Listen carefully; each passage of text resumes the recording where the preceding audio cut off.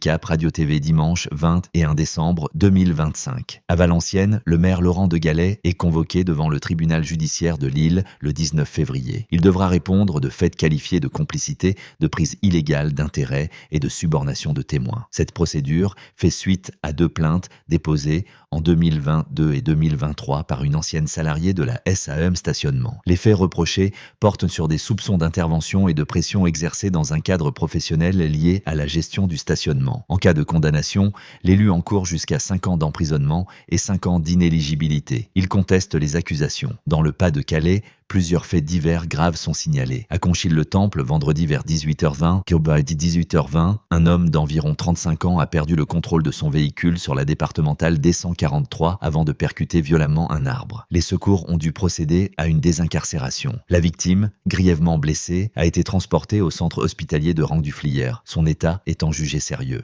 À Avion, dans la cité de Méricourt, une femme de 71 ans a été retrouvée morte à son domicile, rue Germain-Pilon. Les circonstances du décès ont conduit à l'ouverture d'une enquête criminelle confiée à la police judiciaire du Pas-de-Calais afin de déterminer s'il s'agit d'une mort naturelle ou d'un acte volontaire. À Berck, une voiture roulant à vive allure a percuté une maison. Les 2 occupants du véhicule ont pris la fuite après l'accident, laissant derrière eux d'importants dégâts matériels. Une enquête est en cours pour les identifier. En Corse, à Ajaccio, samedi en milieu de journée, un homme de 26 ans, armé d'un couteau, a menacé des passants et des commerçants en plein centre-ville. Malgré les sommations et l'usage d'un pistolet à impulsion électrique, il a continué à représenter une menace immédiate. Les policiers ont alors fait usage de leurs armes. L'homme est décédé sur place. Un policier a été légèrement blessé lors de l'intervention. À ce stade, la piste terroriste est écartée. Une enquête judiciaire est ouverte pour établir précisément le déroulement des faits et l'usage des armes.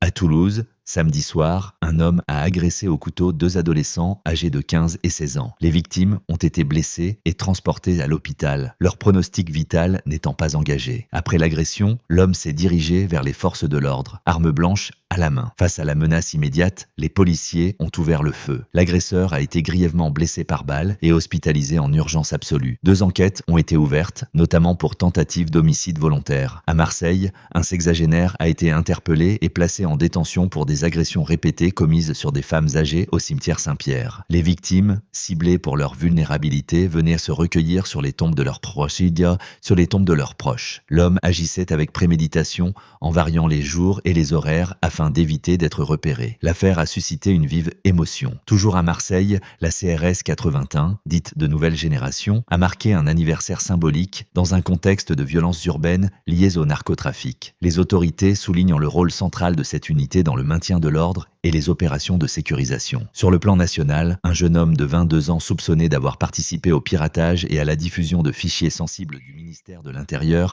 a été placé en détention provisoire. Interpellé en Haute-Vienne, il a été mis en examen pour accès frauduleux en bande organisée à un système de traitement automatisé de données de l'État. Les enquêteurs cherchent à mesurer l'ampleur des données compromises et l'existence éventuelle de complices. Sur le plan sociétal, la politique française en matière de cannabis est de nouveau critiquée. La stratégie exclusivement répressive est décrite comme un échec persistant. Malgré des lois parmi les plus strictes d'Europe, la consommation reste élevée et les réseaux criminels continuent de prospérer, alimentant violence et insécurité. Le débat sur une régulation ou une légalisation demeure bloqué au niveau politique. À l'international, en Iran, la répression politique continue de susciter l'indignation. L'arrestation de la prix Nobel de la paix Narges Mohammadi est présentée comme le symbole d'un régime autoritaire accusé de surveiller, condamner et faire taire les opposants. Son mari, Taghi Rahmani, dénonce l'absence de nouvelles et la pression exercée sur les familles malgré les condamnations internationales. Côté sport, en Coupe de France, l'Olympique de Marseille s'est imposé largement cet après-midi